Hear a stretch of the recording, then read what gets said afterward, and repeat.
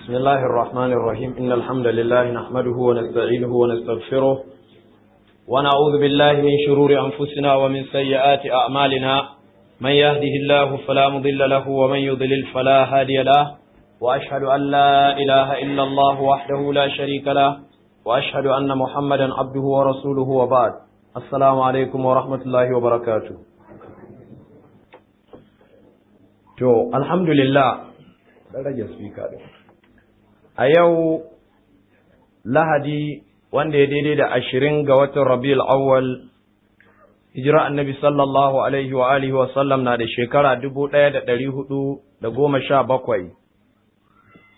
wanda ya daidai da 4 ga watan August 1996.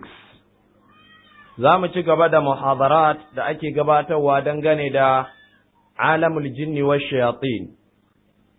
Ma'ana bayanai da ake dangane da duniyar aljanu da shaiɗanu. Bayanai sun gabata tun daga farkon wannan muhadara cewa Alƙur'ani maɗaukaki da sunna annabi sallallahu alaihi wasallama sahihiya mai tsarki da ijma'in al'umman musulunci sun tabbatar da cewa aljanu dai gaskiya ne akwai su, wasu halitta ne waɗanda na daga cikin halittun da Allah ya halicce su. A cikinsu akwai musulmi, akwai kafirai, akwai salihai, akwai fasikai, akwai maza da mata a cikinsu suna auratayya, suna haihuwa, kuma suna ci, suna sha. Sa'an muka zo muka yi bayani dangane da ainihin cewa musu dangane da kasancewar cewa akwai aljanu ɗin nan wannan ɓata ne a cikin addinin musulunci da kuma ficewa daga addinin musulunci ɗin. Domin ƙaryatawa ne ga nassoshin Alƙur'ani waɗanda suka tabbatar da cewa akwai aljanu da hadisan annabi sallallahu alaihi wa alihi wa sallama sahihai da kuma ijma'in al'umman musulunci tun daga na farko har zuwa yau cewa aljanu ɗin akwai su. Muka zo muka yi bayani dangane da abin da ya shafi mu'amala tsakanin ɗan adam da aljani. A inda muka bayyana cewa ko da yake jinsin aljani daban, jinsin ɗan adam daban, amma akan samu wasu wurare akan samu tarayya alaƙa da mu'amala tsakanin waɗannan halittu guda biyu. Shi yasa har al'amari ya kai malaman musulunci sun yi magana dangane da hukuncin auratayya tsakanin ɗan adam, namiji da aljana, ko kuma aljani da mace ‘yar adam. Da yawa daga cikin malamai suka tafi akan cewa makruhi ne, saboda ainihin kasancewar jinsin ya sha bamban daban.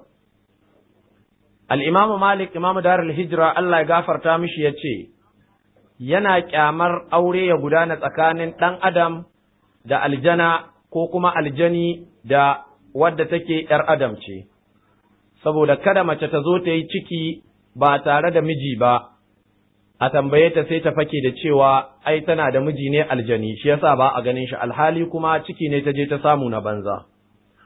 Waɗannan na daga cikin dalilan da suka sa al'imam Malik ya ce aure tsakanin ɗan adam, ma'ana tsakanin ‘yar adam da aljani bai halatta ba, ko kuma akasin haka shine aljana ta auri ɗan adam namiji. To amma akwai aure da yakan faru na tilas, aljani ya auri ‘ya mace ba tare da tana so ba, ta rinka zuwar mata a bacci yana saduwa da ita, kuma yana ainihin hana mijinta kusantarta. Makon da ya wuce mun samu matsala irin wannan, yadda aka samu akwai mijin da yake da ya kwanta, matar shi ta kwanta sai kawai sai ji ana tura shi, sai ji ana ture shi gaba, sai ji ana ture shi gaba.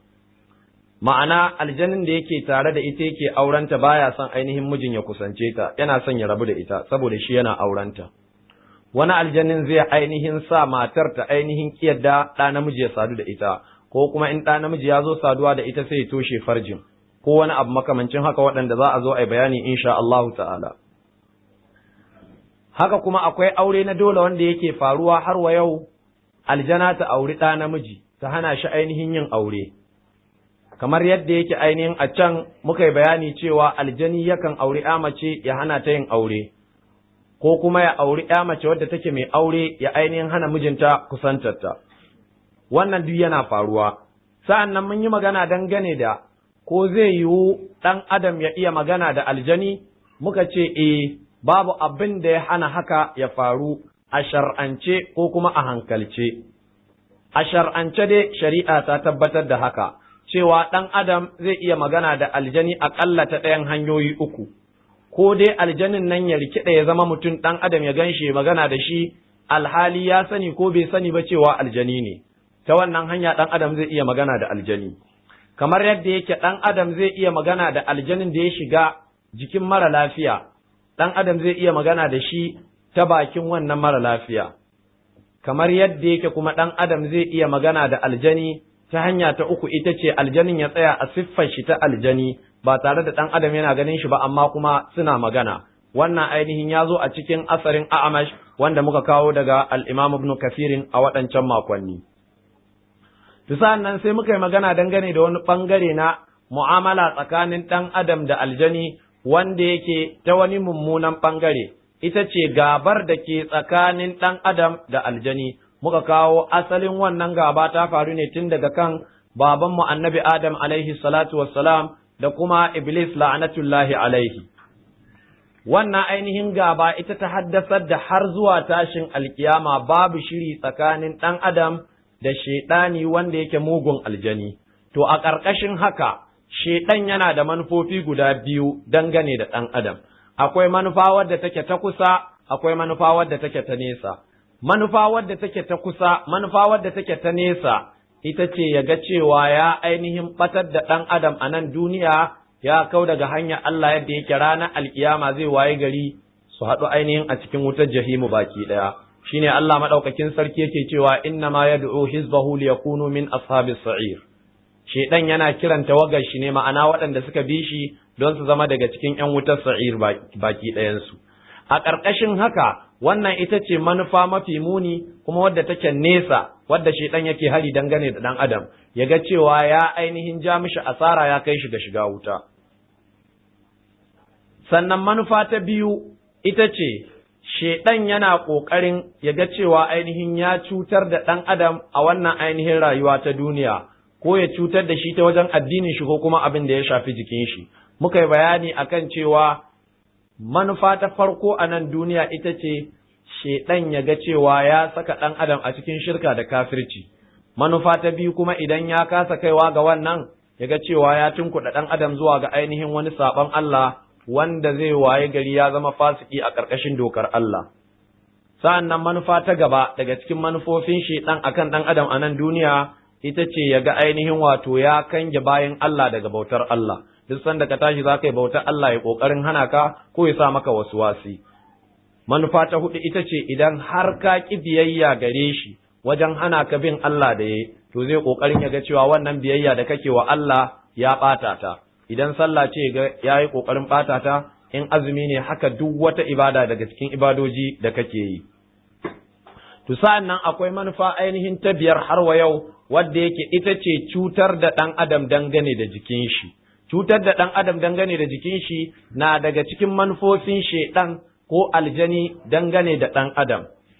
Yadda aka samu aljani ya yi yunƙurin ya ƙona manzon Allah sallallahu alaihi wasallama, kamar yadda al'imamu Muslim ya ruwaito hadisi sahihi ainihin daga Abu Darda'i, cewa wata rana ma'aiki sallallahu alaihi wasallama yana tsaye yana sallah, sai wani aljani ya riko bakin wuta ya zo ya rinka buga mishi ainihin daidai fuskar shi. Manzo Allah yana ja da baya yana cewa ina la'anta ka da la'anta Allah, har Allah ya raba ainihin ma'aiki daga wannan cutarwa wadda ainihin shaidan ya kokarin yi mishi bata kai gare shi ba. To akwai wannan manufar ta ainihin ya ga cewa ya cutar da ma'aiki sallallahu alaihi wasallama, to Allah bai ba su iko akan haka ba. Sannan akwai manufa ta gaba wadda take ita ma ta cutar da jikin ɗan adam, shine ainihin shaidan ya saka wa mutum mummunan mafarki, ya ainihin tsorata shi. Dama annabi sallallahu alaihi wasallama yana cewa mafarki ya kasu kashi uku, ko dai mafarkin da zai zama daga Allah ne mai rahama yake, sai ka ga wani abu mai faranta maka rai ya zo maka a cikin mafarki. Mafarki na biyu kuma akwai wanda yake daga shaitan yake, ya zo ya firgita ka ko ya baka tsoro ko ya rinka kawo maka wasu munanan abubuwan tsoro na dabbobi da makamantansu a cikin bacci.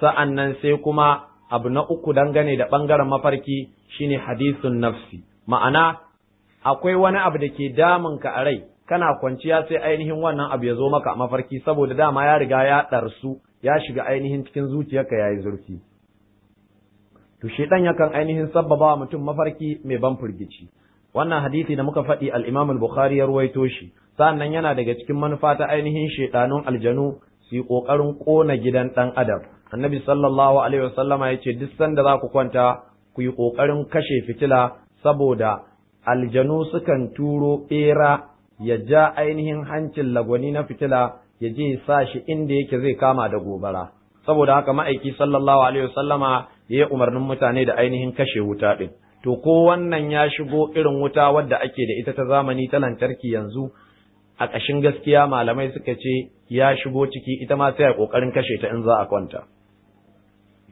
sa'annan yana daga cikin manufa har wa yau ta cutarwa da shaitan yake da ita akan ɗan adam ya ga cewa ya cutar da ɗan adam a lokacin mutuwa lokacin da ka zo za ka mutu ɗin nan shaitan zai ƙoƙarin ya make ka don ka samu ka rasa samun damar faɗan kalmar shahada akan haka aka samu annabi sallallahu alaihi wasallama yana addu'a Allahumma inni a'udhu bika min at-taraddi wal hadami wal gharq wal hariq wa a'udhu bika an yatakhabbatani ash-shaytanu 'inda al-maut wa a'udhu bika an amuta fi sabilika mudbiran aw wa a'udhu bika min al-maut ladigha annabi sallallahu alaihi wasallama yakan roki Allah cewa ya Allah ina roƙonka ka tsare ni daga faɗowa daga wuri mai tudu ko kuma gini ya danne ni ko kuma ruwa ya cinye ni ko gobara ta ƙone ni sa'an nan sai annabi ya ci gaba ya ce ya Allah ka tsare ni daga shaiɗan ya make ni a lokacin mutuwa ashe shaiɗan yakan make mutum a lokacin mutuwa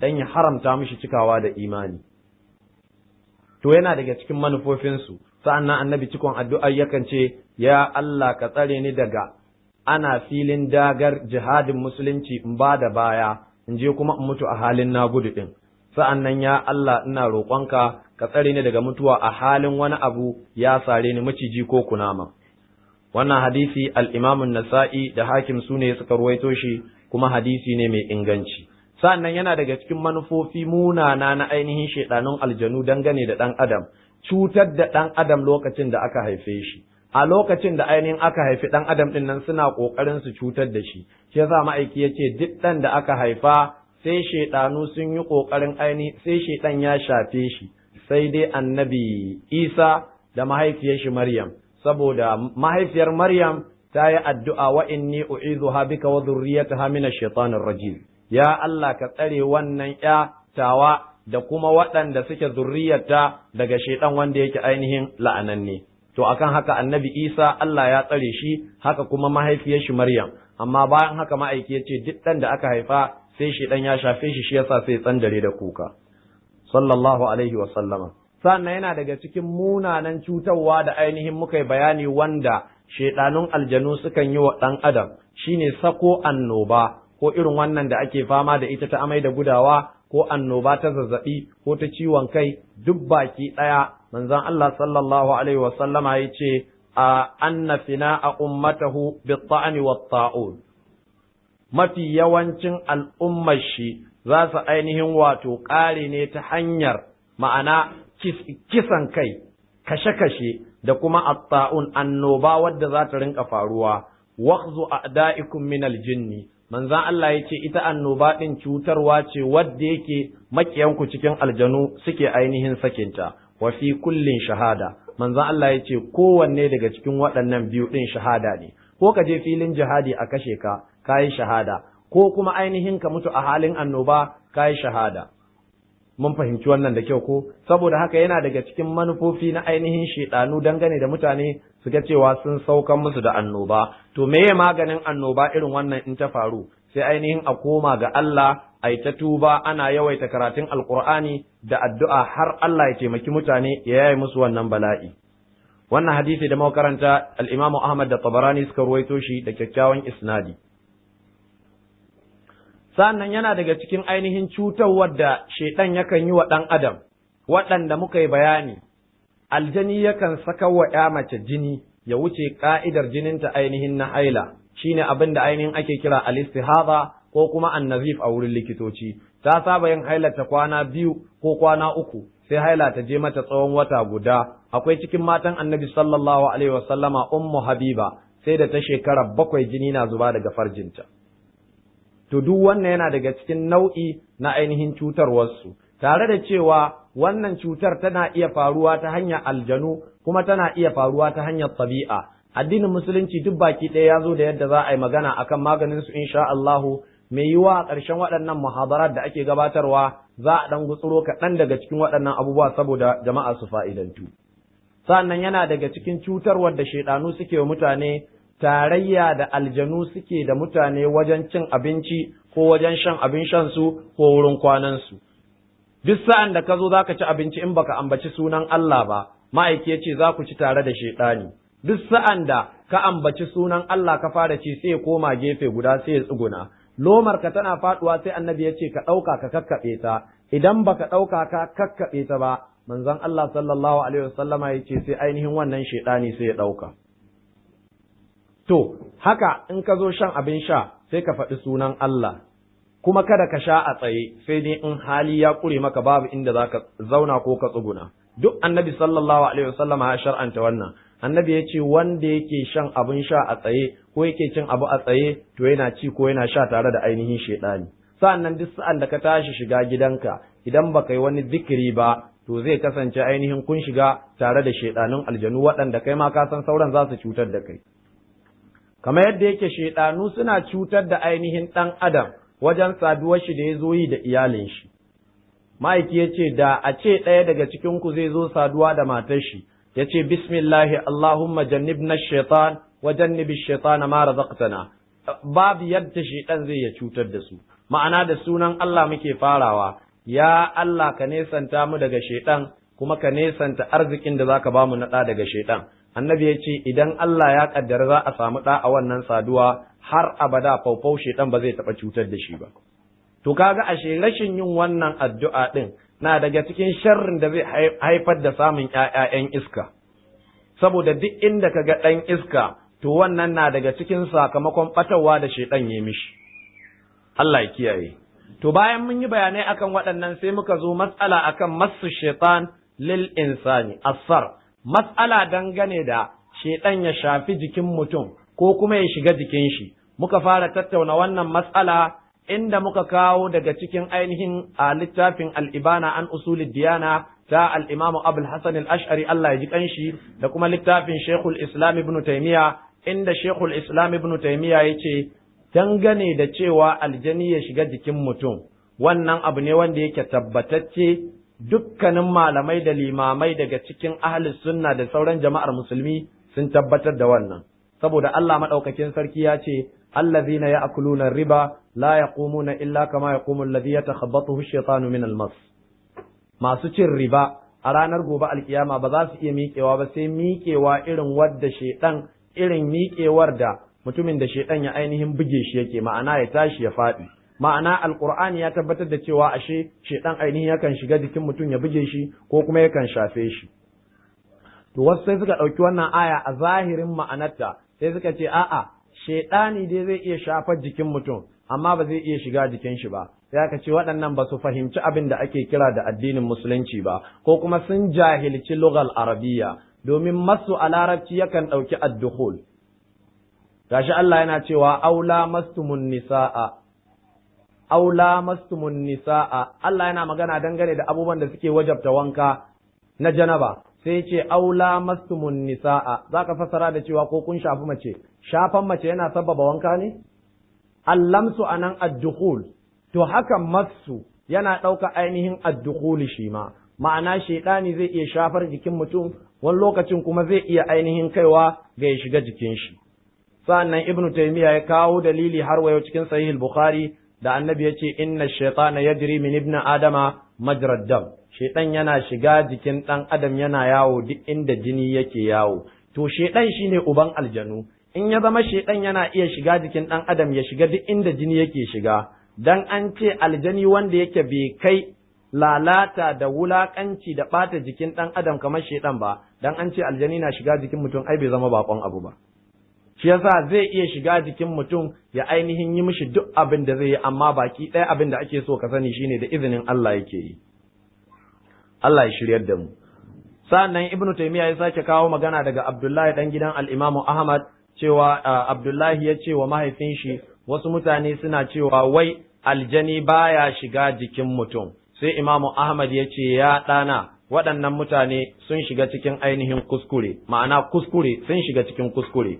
Ya ce ga aljanin mukan ji yana magana a bakin mutumin in mu ne mishi karatu, ma'ana ya tabbata yana shiga kenan. Sannan akwai kuma nasoshi waɗanda za mu zo mu tabbatar insha Allahu dangane da matsala akan cewa shin ana iya fitarwa da mutum aljani daga jikin mutum da izinin Allah, ko manzon Allah ya yi haka, ko wani cikin malaman hadisi ya yi haka, ko cikin malaman fiqhu an samu wani ya yi haka, ko daga baya an samu malamai sun ci gaba da yin wannan. To in muka zo wannan wuri kuma za a kawo hadisan da Annabi sallallahu alaihi wasallama in ya zo yi yakan ce wa ainihin aljanin da ke tare da mara lafiya, yakan ce da shi ukhruj ya adu wallahi, ka fita ya kai makiyin Allah. Duk inda ka ji an ce ka fita, fita ba za ta yiwu ba sai in bayan shiga. Ashe aljanin yakan shiga kenan, shi yasa manzo Allah ya zo sai ya ce fita, ashe ya shiga kenan. Ko mun fahimci wannan? Allah ya shiryar da mu. Wannan magana Sheikhul Islam Ibn Taymiyyah ya faɗe ta ne a cikin littafin shi Majmu'ul Fatawa al-Kubra a cikin mujalladi na 24 shafi na 276. Duk baki ɗaya mun zo da waɗannan littafai mun yi karatu a cikin su. Yanzu muna rero abubuwan da muka tattauna ne a baya a takaice.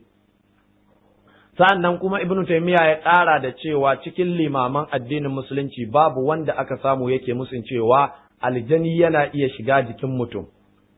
Ya ce wanda kuma ya yi musun haka, ya da'awar cewa wai shari'ar musulunci tana ƙaryata kasancewa aljani ya shiga jikin mutum.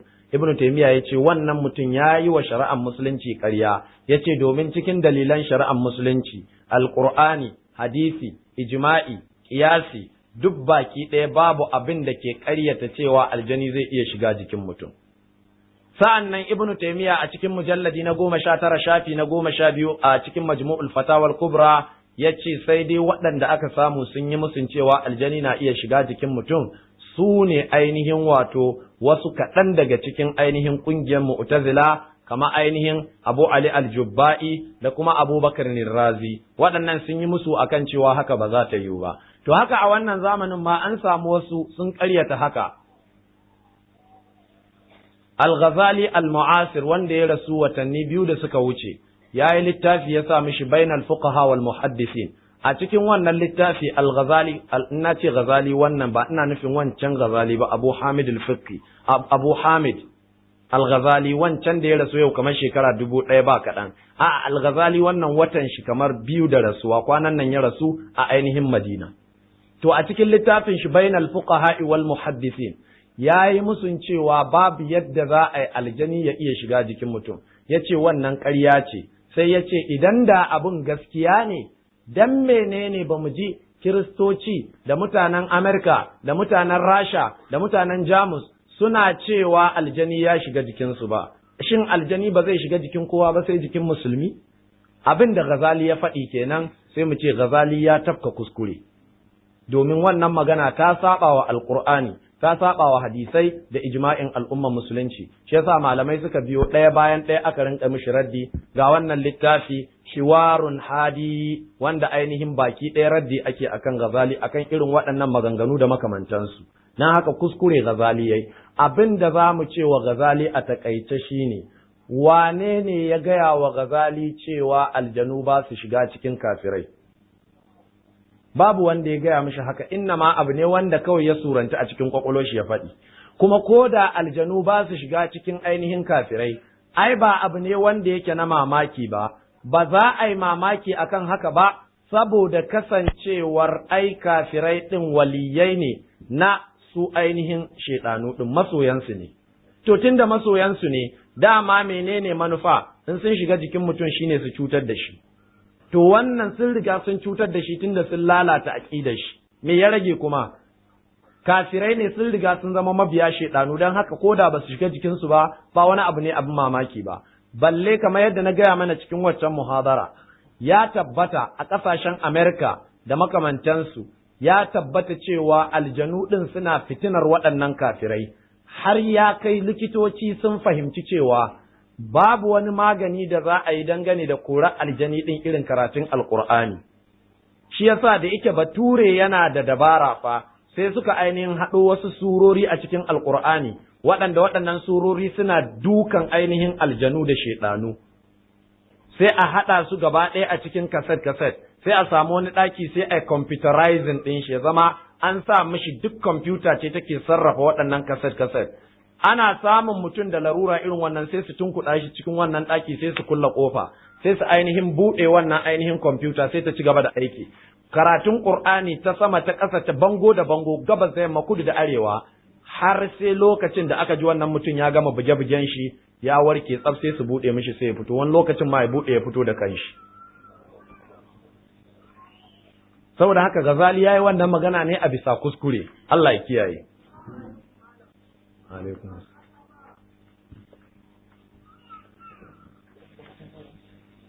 sai ku fitar da ita waje ku batta kawai ku batta a zaune in ba za ku iya fitar da ita ba kowa ya zauna inda yake kawai kowa ya zauna inda yake kowa ya zauna inda yake kowa ya zauna inda yake za mu ci gaba da abin da muke ne kada wanda ya tashi za mu ci gaba da abin da muke ne to wannan kenan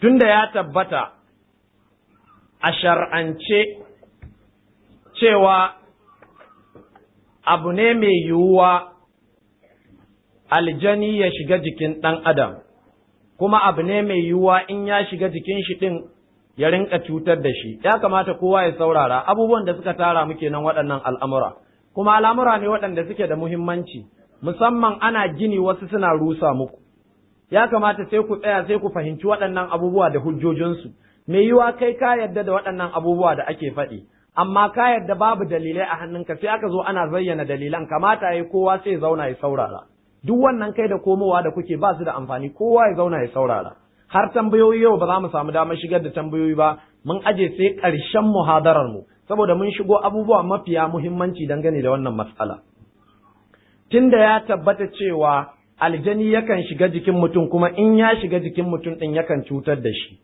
to ko an samu annabi Muhammad sallallahu alaihi wasallama ma'ana ana iya fitarwa da mutum aljani din to ana iya fitarwa idan ana iya fitarwa ko an samu annabi Muhammad sallallahu alaihi wasallama ya fitarwa da mara lafiya aljani din tare da cewa abin da muke so kowa ya fahimta shine aljani dai babu wanda ya isa fitar da shi sai da izinin Allah shi yasa in kai wa mutum karatun alqur'ani aljani ya fita daga jikin shi kar ka zo ka buga kirji ka ce na fitarwa da wani aljani aka ce kai kuskure sai kai sauri ka ce na fitarwa da wani aljani da izinin Allah ko kuma Allah ya fitarwa da wani an fahimci wannan ko to gashi a cikin wannan littafi alamul jinni wash shayatin na ad-doktor Sheikh Umar Suleiman Al-Ashqar gashi zamu karanto inda manzon Allah sallallahu alaihi wasallama ya fitarwa da marasa lafiya aljanin da ke jikinsu da izinin Allah gashi a wannan littafi a cikin shafi na 140 zuwa 141 saboda muhimmancin wannan mas'ala za a zo za a karanta ne da gundarin larabcin a zo a fassara gashi malam yace tardur rasul sallallahu alaihi wa sallama lil jinni min badinil masru korar da manzon Allah yayi wa aljanu daga jikin marasa lafiya الشيخ عمر سليمان الأشقر يتي فعل ذلك الرسول صلى الله عليه وسلم أكثر من مرة من ذن الله ياي wannan abu fiye da so daya manzon Allah ya kori aljanu daga jikin marasa lafiya fiye da so daya ina dalilin ka akan haka ya kai al-Sheikh Umar sai yace fa fi sunani Abi Dawuda hadisi ya zo a cikin sunani Abi Dawuda wa musnad al-Imam Ahmad da musnad na al-Imam Ahmad an ummi Abana binti الوزاغ بن زارع عن عامر الأبدي عن أبيها أكتي الإمام أحمد يا رويتو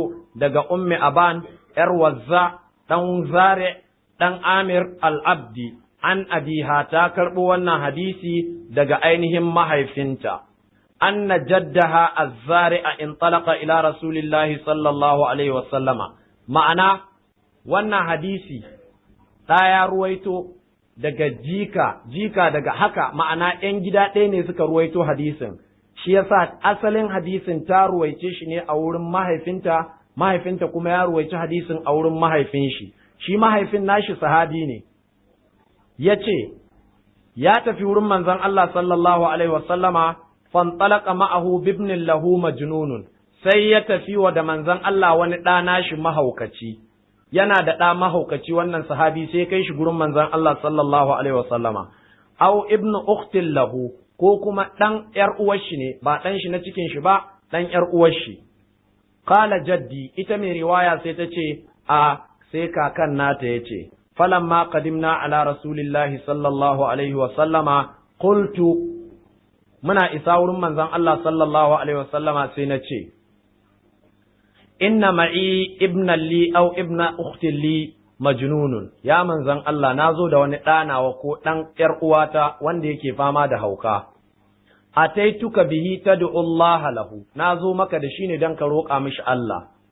Qala sai manzon Allah yace itini bihi, je ka kawo shi. Qala fantalaqtu bihi ilaihi, yace sai na kawo manzon Allah wannan yaro wa huwa fir rikab, na samu manzon Allah yana cikin ayarin tafiya. Fantalaqtu anhu wa alqaitu anhu thiyab as-safari, yace naje na ɗauko wannan yaro na sanya mishi ainihin tufafi saboda mu tafi mu je mu riski manzon Allah, wa albastuhu thawbaini hasanaini, na sanya mishi tufafi riga da wando ko riga da kwarjalle kyawawa guda biyu. Wa akhadtu bi yadihi hatta tahaitu bihi ila annabi sallallahu alaihi wasallama, yace na kama hannun wannan yaro sai da na kai shi wurin annabi sallallahu alaihi wasallama. Fa qala, sai annabi sallallahu alaihi wasallama yace ij'al zahrahu mimma yalini, ka juyo da bayan shi haka kusa da ni. Qala bima jami'i thawbihi min a'lahu wa asfalihi, yace sai annabi sallallahu alaihi wa sallama ya kama ainihin wato gaban tufafin wannan yaro haka, ya tattare ya rike haka, ma'ana dan bayan yaron ya fito sosai, za a yi aiki kenan. Sallallahu alaihi wa sallama faja'ala yadribu dhahrahu, yace sai manzon Allah sallallahu alaihi wasallam ya rinka dukan bayan wannan yaro, hatta ra'aitu bayada ibtaihi, idan manzon Allah ya daga hannun shi zai daki bayan yaron haka, shi wannan sahabi wanda ya kawo dan yace har ma nakan ga hammatar, ya kamata ku saurara, sahabin yace har nakan ga hammatar annabi sallallahu alaihi wasallam an ya daga hannun shi zai yi dukan haka. Wa yaqulu, annabi yana dukan bayan wannan yaro yana cewa ukhruj aduwallahi, ya kai makiyin Allah ka fita, ukhruj aduwallahi, ya kai makiyin Allah ka fita. Fa aqbala yanzuru nazara sahih laysa bi nazrihi al-awwal, yace sai yaron ya rinka wai ga dama da hagu haka, yana kallo kyakkyawa irin na masu lafiya, ba kallo irin na mahaukata ba wanda aka zo da shi a dazu. Thumma aq'adahu rasulullahi sallallahu alaihi wasallam, sai manzon Allah ya zaunar da wannan yaro baina yadayhi, ya ainihin tayar da shi zaune. Fada alahu bima'in, manzo Allah ya sa aka kawo mishi ruwa, fa masaha wajhahu wa da'alahu, manzo Allah ya dangwali wannan ruwa ya shafa wa yaron a fuska, yana yi wa ainihin wannan yaro addu'a. Falam yakun fil wafdi ahadun ba'da da'wati rasulillahi sallallahu alaihi wasallama yufaddalu alaihi, a duk cikin wannan tawagar tafiya tunda manzon Allah ya wannan yaro addu'a, ba a sake samun wani da ainihin ake fifita shi akan wannan yaro ba, saboda yaro ya samu albarkatuwa da addu'a annabi sallallahu alaihi wasallam. Wannan ainihin hadisi wanda al-Imam Ahmad da Abu Dawud suka ruwaito ya nuna cewa annabi yakan fitarwa da mara lafiya aljani daga jikin shi da izinin Allah, don gashi yana ce mishi ukhruj aduwallahi, ya kai makiyin Allah ka fita, ya kai makiyin Allah ka fita. Kamar yadda na faɗi a ɗazu, ashe wannan ya nuna aljanin ya shiga jikin shi ne, tun daga shi yana cewa ya kai makiyin Allah ka fita. Da bai shiga ba zai ce ka fita ba. Mun fahimci wannan da kyau ko? Hadisi na farko kenan da wannan malami ya kawo. Hadisi na biyu sai ya ce wa fil musnadi aidan, har wa yau hadisi ya zo sahihi a cikin musnad na al-Imam Ahmad an Ya'la ibn Murra, daga Ya'la dan Murra qala yace ra'aytu min rasulillahi sallallahu alaihi wa sallama salasan ma ra'aha ahadun qabli, yace naga abubuwa guda uku tare da manzon Allah sallallahu alaihi wa sallama, yace babu wanda ya taba ganin irin waɗannan abubuwan kafin ni in gani a wurin ma'aiki, wala yaraha ahadun ba'd, yace kuma ba wanda zai sake ganin waɗannan abubuwa guda uku a wurin manzon Allah bayana. Yace laqad kharajtu ma'ahu fi safarin, mun fita tare da annabi a halin wata tafiya hatta idza kunna bi ba'd at-tariq yace muna kan hanya mararna bimra'atin jalisa sai muka wuce ga wata mace a zaune ma'aha sabiyyun laha tana tare da wani yaro nata fa qalat ya rasulullahi sai wannan mata ta ce ya manzon Allah hadha sabiyyu asabahu bala'un bala'i ya samu wannan yaro wa asabana minhu bala'un sakamakon bala'in da ya same shi mu ma ya same mu ɗaya haukace za a iya bacci za a iya bacci ba kaga kowa ba sukuni yu'khadhu fil yawmi la adri kam marra tace yana faduwa yayi ta birgima a wuni guda ba ma zan iya cewa ko so nawa ba ma'ana yana faduwa da dama qala sai manzon Allah yace nawilinihi ki miƙo min wannan yaro farafa'atuhu ilaihi tace sai na dago wannan yaro na miƙa mishi shi faja'alahu bainahu wa baina wasitatir rahal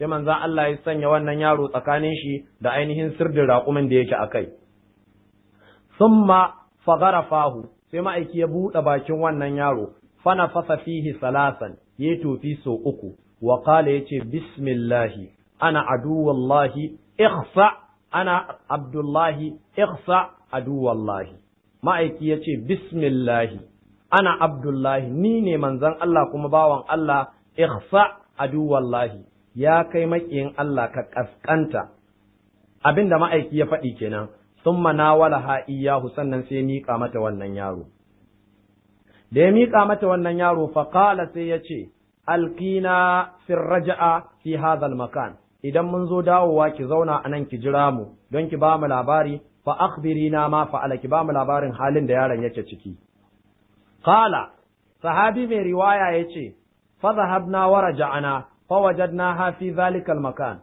muka je muka dawo sai muka samu wannan mata a zaune a wannan wuri ma'aha salatu shiyahin tana tare da raguna guda uku faqala manzan Allah da ya ganta sai ya ce ma fa'ala sabiyuki me ya sami yaronki yaya halin yaronki faqala sai ta ce wallazi ba'asaka bil haqq gaskiya za ta tabbatar fa sai da ta rantsuwa ta ce na rantse da Allah da ya aiko ka da gaskiya ma hasisna minhu shay'an hatta sa'a tun daga ran da kai mai karatu har yau har yanzu dinnan ba wani mugun abu da ya sake dawo mishi fajtarir hadhihi al-ghanam ka janya waɗannan raguna ya manzan Allah aje a yi sha'ani qala sai manzan Allah ya ce da sahabi inzil khudh minha wahidatan wa rudd al-baqiya sauka ka karbi guda ɗaya sauran a mayan mata to gashi manzan Allah sallallahu alaihi wasallama a cikin hadisai biyu wannan a takaice ne malamin ya kawo dan wannan ana ta takaita al'amura ne manzan Allah ya yi ko gashi a hadisai biyu an ji sai malam ya ce faqad akhrajar rasulu sallallahu alaihi wa sallam aljinniya haƙiƙa manzan Allah ya fitar da aljani bil amri wan nahyi wal la'an ta hanyar umarni ya umarce shi cewa ka fita ya hane shi daga zalunci wal la'an kuma manzan Allah yakan la'ance shi mun fahimci wannan da kyau ko yakan la'anci wannan ainihin aljani ولكن هذه لا تكفي وحدها yace sai dai kuma wannan fa ka sani da cewa ba zai isar ba shi kadai don imaninka da na manzon Allah iri ɗaya ne manzon Allah zai iya cewa aljannin fita ka bashi wuri sai ya fita kai kuwa sai an ta jayayya to shi yasa wasu suke cewa suna jin mu a kasar ana cewa aljani kaza ana to a ina ai an ce manzon Allah yana cewa ne ukhruj zaka hada imanin mu ɗaya da na manzon Allah ne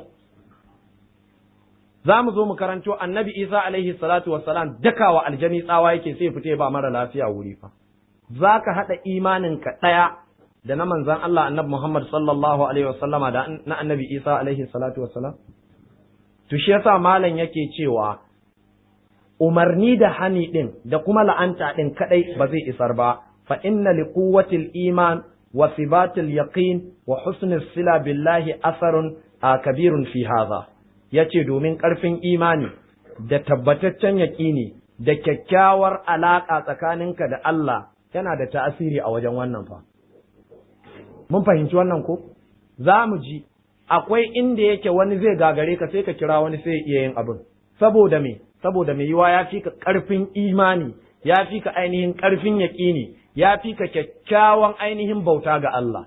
Sai abin ya gagare ka kai sai ka kira wani. to shine malam yake cewa waɗannan abubuwa suna da ta'asiri wajen ainihin fitar da aljani din. Ai mun fahimci wannan da kyau ko? Sai malam yace yudilluka ala zalika alwaqi'a attaliya, yace wannan labari da za a zo a kawo maka shi zai nuna maka haka cewa ƙarfin imani na da ta'asiri wajen kora aljani din. To tunda mun ji manzon Allah sallallahu alaihi wasallama yayi ko? To shin ai dai mun yadda da malaman fiqhu dan yana cikin aqidar mu, mun yadda da sahabbai baki ɗayan su, Abubakar kuma shine gaba, kuma haka mun yadda da malamai na addinin musulunci baki ɗayan su mun amince da su, su al-Imam Malik, al-Imam Abu Hanifa, al-Imam Ahmad ibn Hanbali, a da sauran su al-Imam Shafi'i, ba wai ma su hudu ba kawai, dukkanin limaman ahlus sunna mun amince da su. To ko an samu wani limami cikin akalla limaman nan guda hudu da muka yadda da su yana irin wannan abu, sai malam ya ce al-Imamu Ahmad ya'muru al-jinniya bil khuruji fayastajibu. Al-Imamu Ahmad yana umarnin aljani ya fita daga jikin mara lafiya, kuma aljanin yana amsa wannan magana. Har wa yau muna karatu dai cikin wannan littafi Alamul Jinni wa Shayatin na Sheikh Umar Suleiman Al-Ashkar, yanzu mun shiga shafi 41 zuwa shafi 42 zamu karatu. Yace ruwiya anna al-Imam Ahmad kana jalisan fi masjidihi.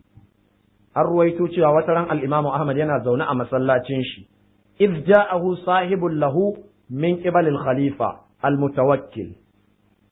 yana zaune sai wani daga cikin almajiran shi ya taho mishi cewa khalifa ya aiko shi wurin shi, faqala, ga abin da khalifa ya aiko wannan almajiri na al-Imam Ahmad, inna fi baiti amiril mu'minin jariyatun biha sara, cewa a gidan sarkin muminai fa akwai wata yarinya tana nan aljani ya buge ta. وقد أرسلني إليك لتدعو الله لها بالعافية. أمير المؤمنين يا أيكون ورنك يا إمام أحمد cewa ka zo ka roƙa mata Allah ya bata sauki. Fa to bari ka ji wasu ƙarfin imanin ma, Imam Ahmad saboda ƙarfin imani ma bai je ba, aikawa yayi. Ba a tsaya ana gwagwarmaya ma a kasar ba, ana zaki fita tana ba zan fita ba. A'a, aikawa yayi. Fa aqtahu al-Imam Ahmad na alaini min al-khashab. Imam Ahmad ya samu wasu takalma guda biyu masu dunduniya ta katako guda biyu ya ba wannan almajiri nashi, wa qala yace izhab ila dari amiril mu'minina, ka tafi gidan sarkin mu'minai, wajlis inda ra'asil jariya, ka zauna daidai kan wannan yarinya, wa qul lil jinni, kayi magana da aljanin ka ce da shi, qala laka Ahmad, Imam Ahmad ya ce da kai, ayyuma ahabbu ilaika, cikin abubuwa biyu wanne ka fi so? Imamu Ahmad ne yo aike. Takhruju min hadhihi aljariya, abu na farko ko dai ka fita daga jikin wannan yarinya salin alim ba duka ba zagi, aw tusaffad bi hadha an-na'alaini bi hadha an-na'al 70, ko kuma ai maka duka 70 da wannan takalma guda biyu, wanne ka fi so? Aljani wanne kake zabi? فذهب الرجل ومعه النعل إلى الجارية. wannan mutum ya ɗauki waɗannan takalma ya tafi wurin wannan yarinya kamar yadda al-Imam Ahmad ya ce mishi, wajalasa inda ra'siha, ya zauna daidai kanta, wa qala kama qala lahu al-Imam Ahmad, ya faɗi yadda Imam Ahmad ya gaya mishi.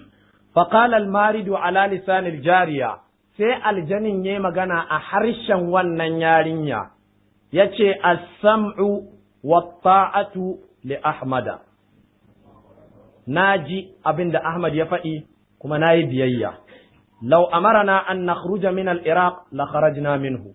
Yace wallahi da Imam Ahmad zai ce mu fita daga Iraqin nan gaba ɗaya za mu fita balle daga jikin wannan yarinya. Innahu ata'a Allah. Imam Ahmad yayi wa Allah da'a. Wa man ata'a Allah ata'ahu kullu shay'in. Wanda bi yake wa Allah ta'a komai ma zai mishi ta'a. Thumma kharaja min al-jariya, sai fita daga wannan yarinya, fahada'at, sai ta samu sauki, wa ruziqat auladan, har ma Allah ya azurta ta da yaya. Kaji karfin imani ko? Falamma mata al-imamu, da al-Imamu Ahmad ya rasu, adala halmari, sai wannan aljani ya dawo wannan yarinya. Fastada'a lahal amiru sahiban min ashabi Ahmad, sai sarkin muminai ya aika, al-Imamu Ahmad ya rasu, shine sai ainihin sarkin muminai sai ya aika cewa a kira wani almajiri daga cikin almajiran al-Imam Ahmad ibn Hanbali Allah ya ƙara mishi yarda. To haka al'amarin ya kasance. Lokacin da al-Imam Ahmad ibn Hanbali ya rasu, sai wannan aljani ya dawo wannan yarinya, sai sai sarkin mu'minai ya aika cewa a kira wani almajiri cikin almajiran al-Imam Ahmad fa hadara. Wannan almajiri ya halarto. Wa ma'ahu zalikan na'al, ya ɗauko waɗannan takalman nan da Imam Ahmad ya taɓa yau aiki da su. Wa qala lil marid, yace wannan aljani, ukhruj, ka fita, wa illa darabtuka bi hadha na'al, in ko ba za ka fita ba zan maka duka da wannan takalmi. Fa qala al marid, sai aljanin yace, la uti'uka wa la akhruj, ba zan maka da'a ba balle in fita, amma Ahmad ibn Hanbali faqad ata Allah fa amarna bi ta'atihi. Imamu Ahmad da yi wa Allah biyayya don haka Allah ya umarce mu muka yi mishi ta'a, amma kai kan ba za mu fita ba. Menene lisanul hal? Kai baka yi wa Allah ta'a ba, ina za mu maka ta'a? An fahimci wannan da kyau ko? To shi yasa ashe al'amarin karfin imani ne. Annabi Muhammad sallallahu alaihi wasallama gashi tofi yayi kawai ya ce wa aljannin ya fita ya ba yaro guri. Imamu Ahmad ma yana zaune a gida, yana zaune a masallaci ya aika gidan, aka je kuma aljannin ya fita. Mun fahimci wannan? To abin da ake so ka fahimta shine duk abu wanda ya zama akwai maslaha a cikin shi dangane da ainihin samun sauki, to ba a sharɗanta cewa sai abin da aka samu nassan wa fassan daga Annabi sallallahu alaihi wasallam, an ba haka ba bai halatta ba. Idan ka ɗauki wannan mazhabin wallahi kai ma baka iyawa. Mun fahimci wannan? Yanzu nan darbejiya da muke jiƙa muke sha, idan ka ce kai ba za ka yadda da wannan ba, sai an kawo maka hadisi haddasana kaza kaza kaza an rasulillahi shariba darbejiya ba. Akwai muhaddisin da zai kawo wannan, sai dai ya ƙarya. Mun fahimci wannan ko? To magani, abin ka'ida cikin magani shine kada haram ko shirka ya shigo ciki. Saboda haka da cikin ka zai kulle, ka ɗibo ruwa a kofi misali, ka karanta ayatul kursi ka tofa ka sha. Ka yi bit tajriba kenan, ka jaraba sai ka ji ka warke, haka ta sake faruwa, shikenan wannan ya zama magani shar'an, babu abin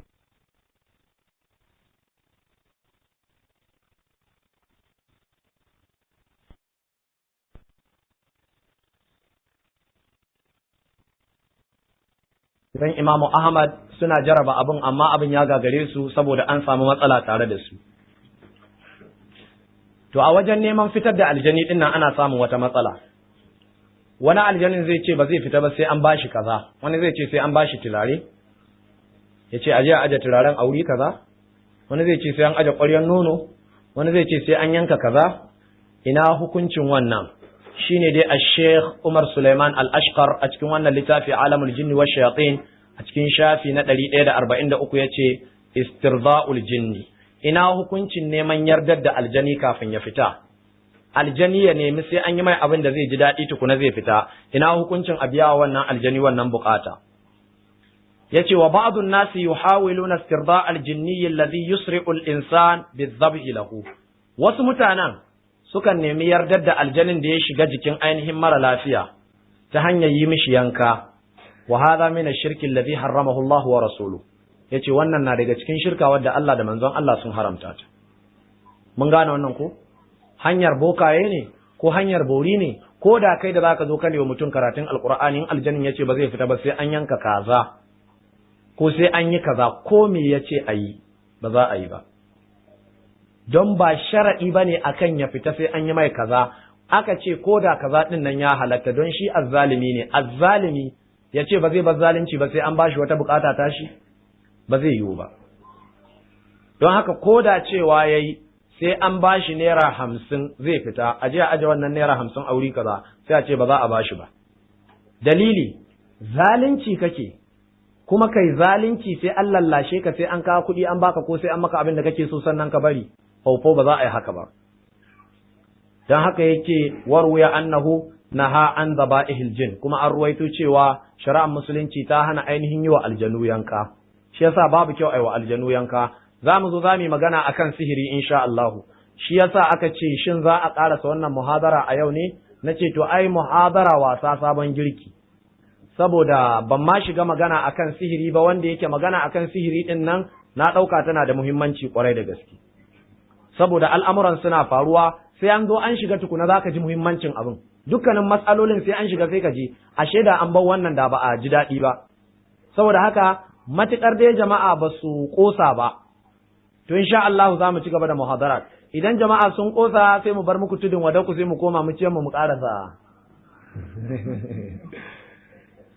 yace wa qad yaz'umu ba'dun nasi anna hadha min babi tadawi bil haram yace wasu mutane suna cewa ai in an yi wa aljani din yanka dan ya rabu da mara lafiya wai wannan ai yin magani ne da haramun wa hadha khata'un kabir yace wannan kuskure ne babba fasawabu anna Allah lam yaj'al ash-shifa fi shay'in min al-muharramat yace abin da yake daidai a ƙashin gaskiya Allah madaukakin sarki bai sanya mana maganin mu da waraka ba a cikin abubuwan da suke haramun wa alal qawli bi jawazi tadawi bil muharramat kal maitati wal khamri fala yajuzu an yustadalla bidhalika ala dhabhi lil jinni yace koda a ce ma ya halatta fa a ainihin yi magani da abubuwan da suke haramun kamar mushe da giya fa koda a ce ya halatta yace bai halatta a kafa hujja da wannan ba cewa kuma ai ya halatta ai wa aljani yanka li'anna tadawi bil haram fihi niza' li ba'd al ulama don an samu wasu malamai sun yi ainihin sabani game da halaccin yin magani da abin da yake haram din ma wasu malamai sun ce faufau har abada bai halatta maka kai magani da abin da yake haramun ba saboda ma'aiki ya ce babu cutar da Allah ya saukar sai da Allah ya kawo mata magani to ku nema mata magani din to a ƙarƙashin haka waɗannan malamai kuma manzo Allah ya ce Allah bai sanya maganin ku a cikin abin da ya haramta muku ba a ƙarƙashin haka waɗannan malamai suka ce duk cutar da ta same ka bai halatta ka yi amfani da abin da yake haramun wajen magani ba amma tadawi bishirk wal kufr fala khilafa bayna al ulama'i fi tahrimihi amma dangane da ainihin yin magani ta hanyar shirka da kafirci malaman musulunci ba su sabani ba akan cewa haramun ne wala yajuzu tadawi bihi bittifaq bai halatta a yi ainihin magani ba ta hanyar abubuwan da suke ainihin wato haramun ne ta abin da yake shirka ne wannan malaman musulunci sun haɗu akan haka ina fatan mun fahimci wannan saboda haka idan kana ainihin jiyan mara lafiyan da aljani ya taɓa shi babu abin da ya halatta aljanin nan ya ce a yi don haka wasu da suka shiga cikin wannan harka da ka wai suna cikin yi sai aljannin suka ce to ku fita daga ɗakin in kuna son mu fita sai kuma sai suka tashi suka fita to dama yana daga cikin kuskure ka ɗauki ilimi ba ta hanyar malami ba aka ce man akhadha al-uluma bi ghairi shaykhin yudhillu an sirat al-mustaqim duk wanda ya ɗauki ilimi ba ta hanyar malami ba sai ya ɓace Allah ya kiyaye ya kamata mata a samu natsuwa ta wajejen ku to idan aljani din ya ki fita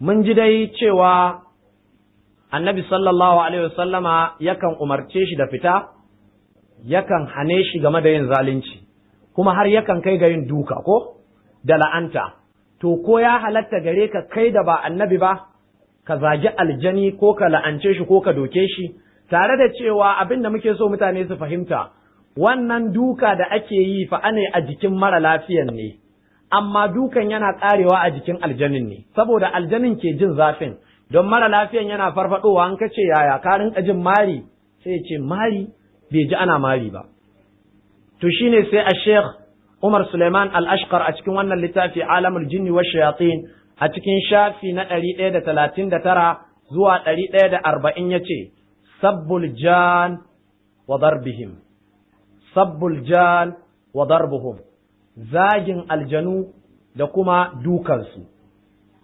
Wa zakar ibn Taymiya ya ce Sheikhul Islam ibn Taymiya ya faɗi, anna wajibal mu'min nusrata akhihi al-mazlum cewa wajibi ne akan ainihin mumini ya taimaki ɗan uwan shi wanda aka zalunta.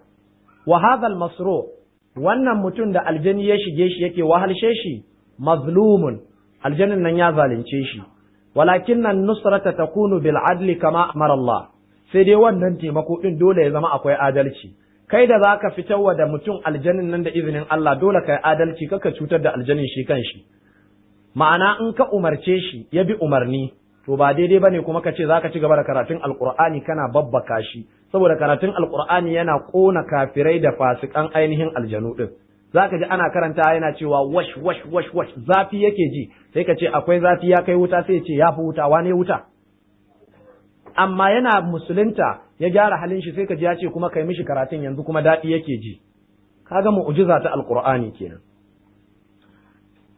Yace to fa idza lam yartada, idan wannan ainihin aljani bai ji ainihin abin da ka umarce shi da shi ba, fa idza lam yartadi aljinniyu bil amri wan nahyi wal bayan, in ka umarce shi da ya fita yaki, ka hana shi zalunci yaki, kai mai bayani, kai mai sharhi, ka wa'azantar da shi yaki, sai Sheikhul Islam yake cewa fa innahu yajuzu naharuhu, a wannan hali ya ainihin halatta a yi wa aljanin tsawa, wa sabbuhu ya halatta a zage shi, wa tahdiduhu a gargaɗe shi, wa la'anuhu kuma ya halatta a la'ance shi, kama fa'alar Rasulu sallallahu alaihi wa sallama ma'a shaitani inda ma ja'a bi shihabin liyurmiyahu fi wajhin Rasul sallallahu alaihi wa sallama, kamar yadda manzon Allah ya rinka la'antar shaitanin da ya zo mishi da bakin wuta zai buga mishi ita a fuska. Mun ji annabi sallallahu alaihi wa sallama ya ainihin rinka la'antar shi kamar yadda aka wuto a baya. Faqala alaihi salam, annabi ya rinka cewa a'udhu billahi minka, Allah ya tsare ni daga gare ka, al'anuka bi la'anatillahi, ina la'antaka da la'anta Allah madaukakin sarki, salasan, annabi ya faɗi haka sau 3. Ashe ya halatta kenan a la'anci aljanin, ya halatta a zage shi saboda wannan zalunci. Wa zakara annahu qad yahtaju fi ibra'il masru wa daf'il jinni anhu ila ad-darbi. Ibn Taymiyyah yace kuma ma za a iya buƙatuwa akan ainihin raba wannan aljani da wannan mara lafiya ta hanyar ainihin dukan shi. Fa yudrabu, Ibn Taymiyyah yace ya halatta a doki wannan aljani darban kafiran jiddan, duka mai yawa kwarai da gaske. To so da yawa mutane sun ji mu a kaset muna cewa za mu daki aljani, wai sai su ce ai muna ganin aljanin ne. A'a, ba ganin aljanin muke ba, mara lafiyan muke duka, amma dukan yana karewa a jikin aljanin. Ba ma ganin aljani a siffar shi, babu wanda ya isa ga aljani a siffar shi, saboda Allah madaukakin sarki cikin Alqur'ani ya ce innahu yarakum huwa qabiluhu min haythu la tarawnahum. Allah ya shiryar da mu. Sai ya ce wa darbu inna ma yaqau ala aljinni wa la yahissuhu almasru. Wannan duka yana karewa ne a jikin wannan aljani, shi wannan da aljanin yake jikin shi baya jin ainihin wannan duka ko kaɗan. Hatta yufiqa almasru, yace har wannan mara lafiya ya farfado, wa yukhbiru annahu lam yuhsin shay'an, lam yahissa shay'an min zalika. Haka matan nan a samu natsuwa tare da ku. Wani ya kamata ya tsaya a wurin ya ɗan rinka lallashin su. Kun ga wannan zai ja mako na sama za mu hana mata shigowa kenan. Gaba ɗaya mako na sama sai a ce kowace mace ta zo sai ta zauna a ƙasa, can daga ƙasan baranda. Tunda an samu matsala da ku a cikin wannan makon.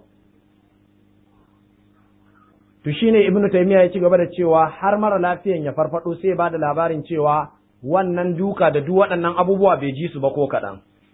Wala yu'assar fi badnihi, sannan wannan duka baya ta'asiri a jikin shi, wa yakunu qad duriba bi asan, yace wani lokacin akan daki mara lafiyan da sanda ala rijlaihi, a kafafuwan shi, na hau 300 aw 400 darbatan aw akthar aw aqal. Yace Ibn Taymiyyah yace wani lokacin sai a daki mara lafiyan nan duka da sanda a kafafuwan shi kamar so 300 ko so 400 ko sama ko ƙasa da haka, bi haythu law kana alal insi laqatalahu, yadda yake wannan duka da a ce a jikin mutum yake karewa da wannan duka ya kashe shi.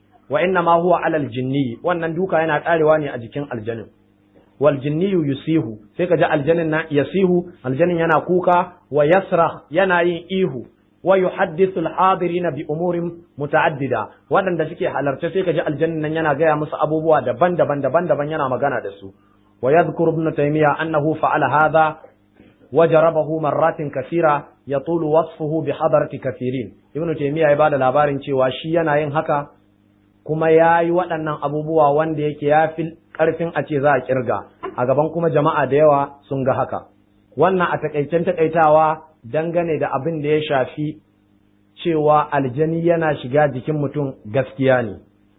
In aljani ya shiga jikin mutum kuma za a iya cire shi da izinin Allah, kuma ma'aiki ya yi.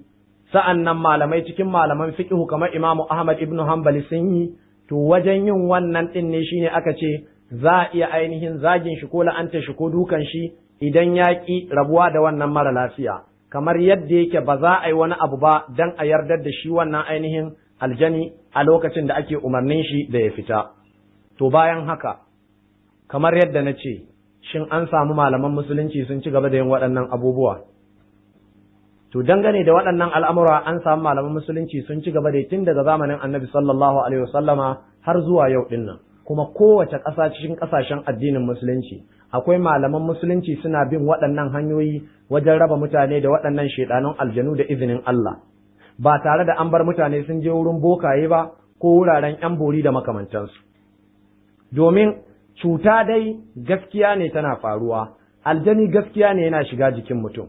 To ɗayan hanyoyi biyu ake raba aljani da mutum, ko dai a raba shi da hanya wadda take shirkiya, ita ce a kai mutum wurin bokaye ko ‘yan bori ko ‘yan tsibbu ko masu bautar aljanu, ko kuma a kai mutum wurin wanda zai karanta mishi alkur'ani ya mishi addu'o'i da addu'o'in manzon Allah sallallahu alaihi wasallama. Sauƙi ya samu ta ɗayan hanyoyi biyu, ko dai a wannan aljani ya fita ya rabu da wannan mara lafiya, shikenan sai a ga mutum ya daina fama da cutar da yake fama da ita, ko kuma a ga wannan aljani ya fara magana a bakin mara lafiya ɗin, sai a tattauna da shi ko a kore shi ta ƙarfi ko kuma ta cikin lumana. Saboda haka duk sa'an da muka ce wa mutane ba kyau a je wurin bori ko bokanci, to mu binciko musu hanyar da addinin musulunci yadda da ita. Amma ba zai yiwu an hana mutane zuwa wurin bori da bokanci ba, kuma sai a ce mutum ya zauna ya ci gaba da haƙuri da cutar shi haka, ba haka ake ba, duk cuta tana da magani. Wanda ya santa, wanda bai santa ba bai sani ba, haka manzon Allah sallallahu alaihi wasallam ya ce. Kuma abin da muke kira ga malaman da suke musun wannan hanya da muke bi ta hanyar karatun alqur'ani, suke cewa wannan abu kafirci ne, wannan abu bokanci ne, wannan abu bori ne a masallaci, su ji tsoron Allah su je su yi karatu. Bayan nan muna muƙabalantar su da cewa tun da aka hana mutane zuwa wurin bori da bokanci da ‘yan bori da ‘yan tsibbu, wace hanya ko kawo mutane wajen raba su da wannan cuta? Muna jin fatawoyinku fa, sai ku ce to aikin da larura ce a je wurinsu. Kuna iya cewa larura ce a je wurin bokaye da ‘yan bori tun da an rasa yadda za a yi. Amma saboda ƙin gaskiya da ƙin Allah kuka kasa cewa larura ce a zo a karanta mutum alƙur'ani ya samu sauƙi, yanzu ba za ku ji tsoron Allah ba? Kuka ce larura ce tun da an rasa yadda za a yi a kai mutum wurin boka fa. Amma wannan hanyar da za a bi a karatun alƙur'ani a raba mutane da wannan larura, wannan ko da haramun ne shi ma ku daure ku ce larura ce mana, tare da cewa abu ne halal. To kaga inda malamai suke da ƙin Allah ko? Sun ƙi ‘yan uwansu malamai sun yarda da bokaye. To saboda haka ku ji tsoron Allah akan waɗannan abubuwa. To shine nan na halarto da littafin At-Tibbun Nabawi na al-Imam al-Hafiz An-Naqid al-Allama Ibn al-Qayyim al-Jawzi Shamsuddin. Gashi a cikin shafi na 68, ko kuma ka ɗauki littafin Zadul Ma'ad, domin wannan littafi At-Tibbun Nabawi dama juz'i ne guda daga cikin ainihin juz'ai na littafin Zadul Ma'ad na Ibn al-Qayyim al-Jawziyya. Zan karanto mana abin da Ibn al-Qayyim ya faɗi a takaice. Wallahi rashin fahimta addinin musulunci yadda ya kamata ne. Wannan littafi yana ɗauke da maganin duk wata cuta da ka sani insha Allahu ta'ala. Duk wata cuta da ka sani akwai maganin ta cikin At-Tibbun Nabawi. Innama an baka je kai karatun shi wurin wanda ya sani ba, yaya zaka sani? Har asma akwai maganin ta anan. Asma akwai maganinta a nan. In faɗa?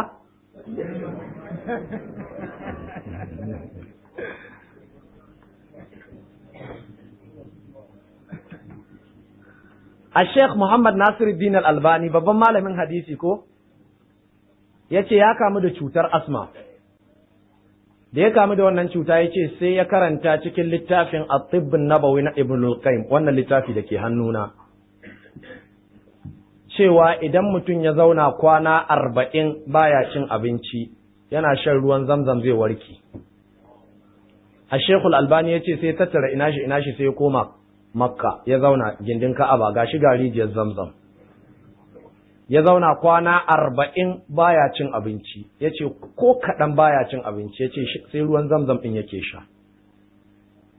kwanaki kamar 4 ma da suka wuce ina sauraren shi a wani kasar kuma yana ƙara sharhi akan wannan magana. Yace domin duk sa'an da baka cin abinci yace ruwa ma kaɗan kake sha. Yace don abinci ne ke ja ka sha ruwa da yawa, yace saboda haka ruwan Zamzam din ma kaɗan yake sha. Yace kwanaki 40 din nan suna cika Allah yana warkar da shi. Yace yau shekara 48 kenan. Wannan cuta bata sake dawo mishi ba. To ga maganin asma a cikin littafin At-Tibb an-Nabawi. Sai wace cuta kuma? Akwai maganin ulcer anan. Abin da yasa ba mun zauna faɗan magunguna bane. Akwai maganin ulcer, duk wata cuta na gaya maka, ka san akwai matsala. Idan kai karatu na lugal Arabiya, kowane harshe ma ka karanta, idan baka je ka karanci ilimi kaza ba, in ka ɗauko littafin da suke magana akan wannan ilimin baka fahimta shi. Ai abin da ake nufi da solid a turanci, dunkulallen abu ko? State fa, jiha.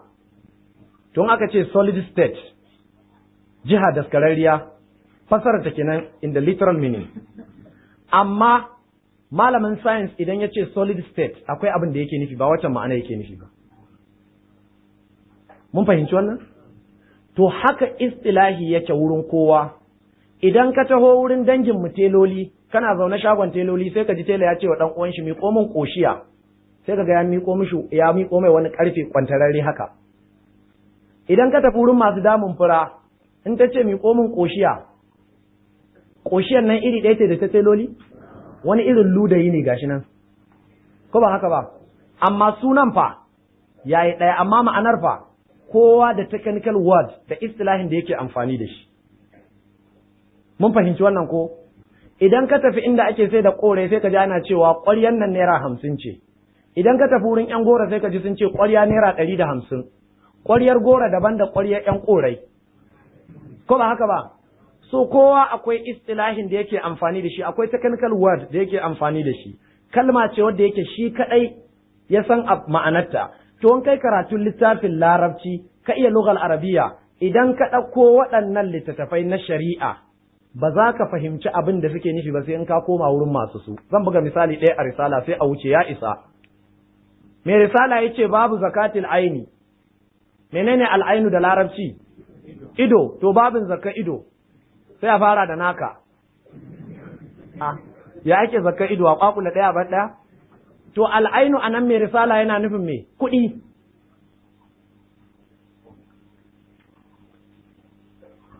Mun fahimci wannan kaɗan kenan cikin misali.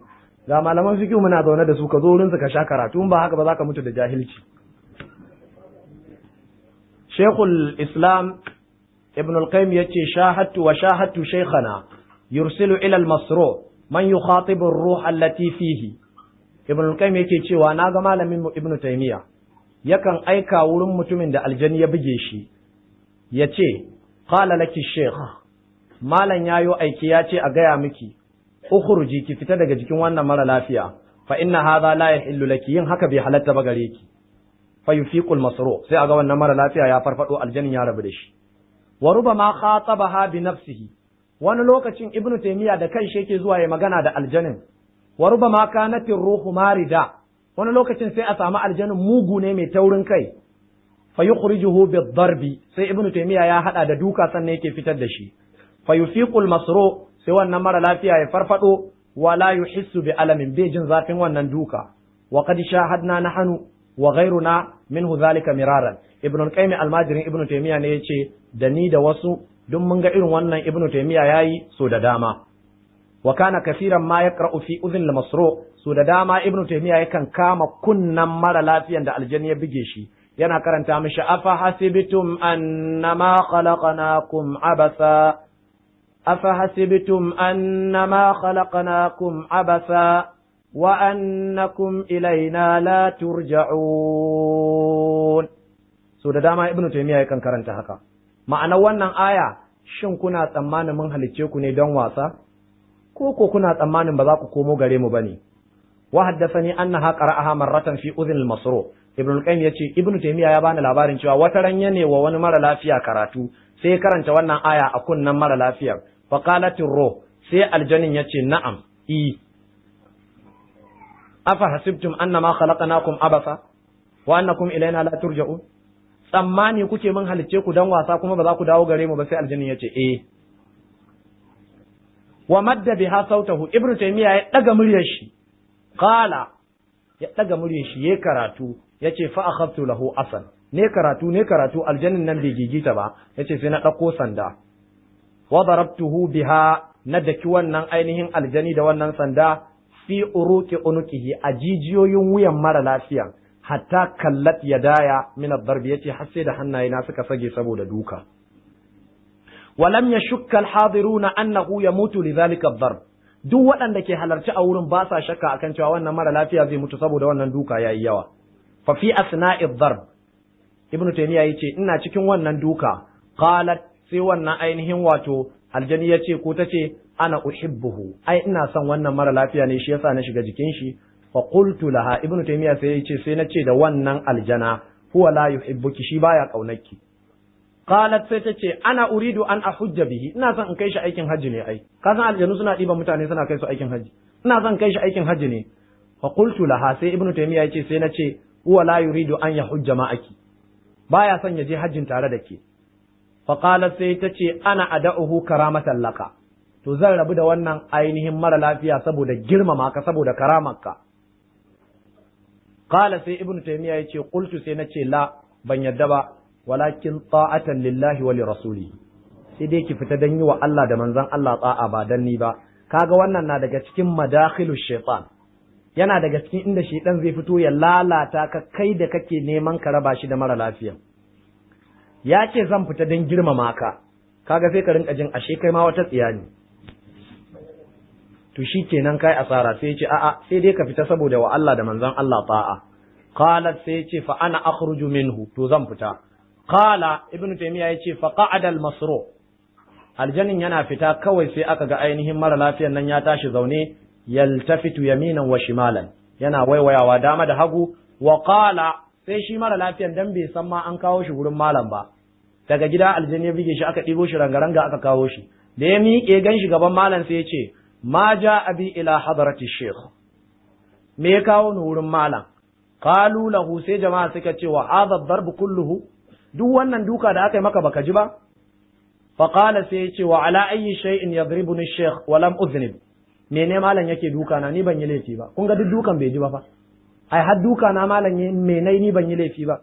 wa lam yash'ur bi annahu waqa'a bihi darbun albattata, yace bai ji ba ko kwaya ɗaya cewa an dake shi, ko kwaya ɗaya wannan dukan. kaga ibnu taymiya yace sanda fa, kuma sai da hannun shi ya sake, kuma yan kallo sai da suka tsammaci mara lafiyan zai mutu, amma shi bai ji dukan ba ko kaɗan. mun fahimci wannan da kyau ko? ibnu al-qayyim yace wa kana yu'aliju bi ayatul kursi, ibnu taymiya yana ainihin karanta ayatul kursi, wa kana ya'muru bi kasrati qira'atiha al-masru wa man yu'aliju biha wa bi qira'ati al-mu'awwadhatayn. ibnu taymiya yana umarni da a rinka yawaita ainihin karanta ayatul kursi ga mara lafiyan, kuma shi mara lafiyan shi ma ya rinka karanta ta, da kuma karatun qul huwallahu ahad da bi rabbil falaqi da bi rabbin nas, ko kuma bi rabbil falaqi da bi rabbin nas. wannan a takaice labarin da ibnu al-qayyim ya kawo mana kenan. sai ibnu al-qayyim ya ce wa bil jumla, a takaice dai, fa hadha an-naw'u min as-sara, wannan irin nau'i na bugewar da aljanu ke wa mutane, wa ilajuhu, wannan magana tana da muhimmanci, ya kamata mu tsaya mu kasa kunne mu ji matsayin waɗanda ke musun wannan hanya da ake bi ana ainihin warkar da mutane da izinin Allah. Ya kamata mutane kowa ya saurara, kuma ya kamata kowa ya ƙoƙarin ya mallaki wannan littafi, don wannan littafi na san akwai saurayen da ake karatun shi kamar yadda ka san ana ɗaukar karatun risala. Akwai malaman da sun ƙware a kan shi, za ka je yana ɗaukan maka, yana biya maka karatun shi minal jilda ilal jilda, tun daga farkon bango har ƙarshe. Ya kamata ku yi haƙuri ku saurara. Yake cewa wa ilajuhu, bin wannan irin hanya ta yi wa mara lafiyan da aljani ya shige shi magani, la yunkiruhu illa qalilul hazzi min al-ilmi, ba wanda ke musunta sai wanda yake da ilimi dan kaɗan, wal aqali, da kuma wanda yake da hankali dan kaɗan, wal ma'arifa, da kuma wanda yake sanin Allah shi kaɗan ne. mun ji ko? duk wanda kaje yana musun wannan gashi bi shahadati qalam ibn al-qayyim, alqalamin ibn al-qayyim yana shaida akan cewa duk mai musun bin wannan hanya wajen maganin irin wannan rashin lafiya ta aljanu yana fama da karancin ilimi, da ƙarancin hankali da ƙarancin sanin Allah. Yace wa aktsaru tasallutul arwahil khabisa ala ahlihi takunu min jihati qillati dinihim. To wai me yasa kuma aljanu suke shiga jikin mutum? Yace mafi yawancin mugayen aljanu sun fi shiga jikin mutum ne saboda ƙarancin kula da addini. In kana da ƙarancin kula da addini aljani zai iya shigarka. Wa khirabi qulubihim wa alsinatihim min haqa'iqiz zikr. Sannan zukatansu da harshensu babu ainihin ambatan Allah. Sai waka, sai ashar, sai gada, ba karatun Qur'ani, babu ambatan Allah. Shi yasa sai kaga aljani ya samu damar shiga kafa. Wa ta'awiz da kuma ainihin addu'o'i na neman tsari. Wa tahassunatun nabawiyya wal imaniyya da kuma addu'o'i waɗanda annabi ya karantar, waɗanda su ne suke ainihin tsare mutum da izinin Allah, waɗanda kuma za su yi ta'asiri gwargwadon ƙarfin imaninka da su. Duk sanda ka samu addu'a daga annabi ka ce to bari mu gwada mu ga ko tana ci, ba kai imani ba, don haka ba za ta ci ba ɗin. Don in ka tashi shan kafino ba sha kake kai tsaye ba, kana ganin da ka sha za ka warke? To addu'a ko karatun Qur'ani haka ake so kai tsayen ka zo kana karanta ka ɗauka akwai waraka insha Allah. Mala yake cewa fatalqar ruhul khabitha ar-rajula a'zal, sai mugun aljani ya je samu mutumin da yake ainihin tsiraitacce ne, la silaha ma'ahu, bai da makami tare da shi, wa rubama kana uryana, wani lokacin ma mutum ya kasance dama bai da kula da doka Allah, ya shiga ban ɗaki kuma yana tsirara fa yu'assaru fihi hadha, sai wannan ainihin aljani ya mishi ainihin wato illa a cikin ainihin al'aurar shi, sai hura mishi ainihin marinan shi kenan sai a ce gwaiwa ta samu, sai ya ainihin makyalai mishi azzakarin shi kenan sai a ce bai iya saduwa da matar shi, ko kuma baya iya fitar da mani, ko kuma wasu abubuwa dai gashi nan Ibnul Qayyim ya ta kawo waɗannan ainihin al'amura ɗaya bayan ɗaya, sai ka nemi wannan littafi don ka ji cikakken bayani. Ina fatan jama'a mun fahimci wannan. Ina ganin daga waɗannan bayanai ba za a samu shakka ba insha Allahu ga duk mutumin da ke neman gaskiya, wanda ya halarci wannan guri ko wanda zai saurari ɗaya daga cikin waɗannan ainihin kasusuwa da ake waɗannan bayanai dangane da cewa gaskiya ne aljani na iya shiga jikin mutum, kuma gaskiya ne idan ya shiga jikin mutum ɗin zai iya ainihin cutar da shi, amma cutarwa ɗin da izinin Allah. Ina fatan mun gane wannan. Bayan mun ji wannan daga ainihin addinin musulunci cewa ya tabbata annabi Muhammad sallallahu alaihi wa sallama yana yi, ya tabbata malamai na musulunci suna yi, akwai inda Ibn Taymiyyah ma yake cewa akwai inda zai zama dole kai malamin aka maka kai wannan abun. Yace saboda annabi sallallahu alaihi wa sallama ya ce ka taimaki dan uwanka wanda aka zalunta da wanda yake yin zalunci. Idan manzo Allah ya faɗi magana sallallahu alaihi wa sallama a ka'ida wurin malaman usul ga su zaune kewaye da ni, ulama'ush shar'i wash shari'a, suka ce idan ma'aiki ya faɗi magana kai tsaye hukuncin wannan umarni shine wajibi, sai dai in wani abu ya sarrafar da wannan umarni daga wajabci. To annabi ya ce ka taimaki ɗan uwanka wanda aka zalunta da wanda ya da wanda yake yin zalunci. A ƙarƙashin wannan magana ya nuna taimako ɗin nan wajibi ne. To taimakon wanda aka zalunta mas'ala ce da take a sarari, amma taimakon wanda ya zalunci mas'ala ce wadda take a ɓoye. To shine sai sahabbai suka ce ya manzon Allah, wannan da aka zalunta mun ji ya cancanta a taimake shi, amma mai yin zalunci kuma ya za a taimake shi? Sai ma'aiki sallallahu alaihi wasallama ya ce ka hana shi yin zaluncin da yake yi. To sai Ibn Taymiyyah ya ce idan aljani ya shiga jikin mutum yana cutar da shi, ma'ana wannan mutum ya zama mazlum kenan, ana zalunta shi, wajibi ne in Allah ya hore maka yadda za ka raba shi da wannan zalunci ka yi.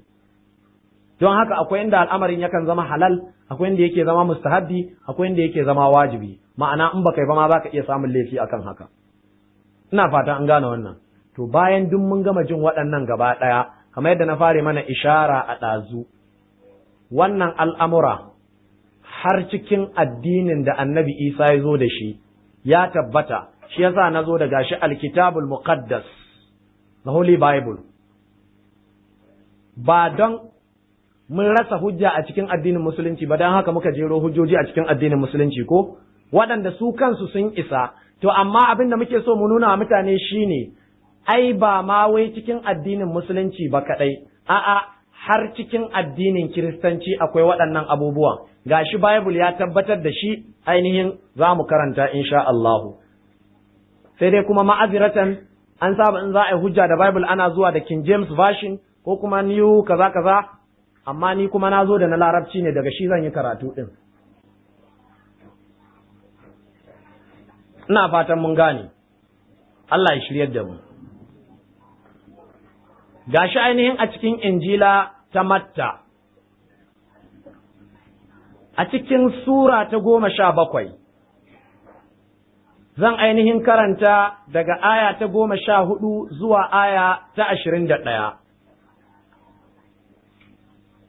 Matta ya ce, ولما جاء إلى الجمع تقدم إليه رجل جاسيا له.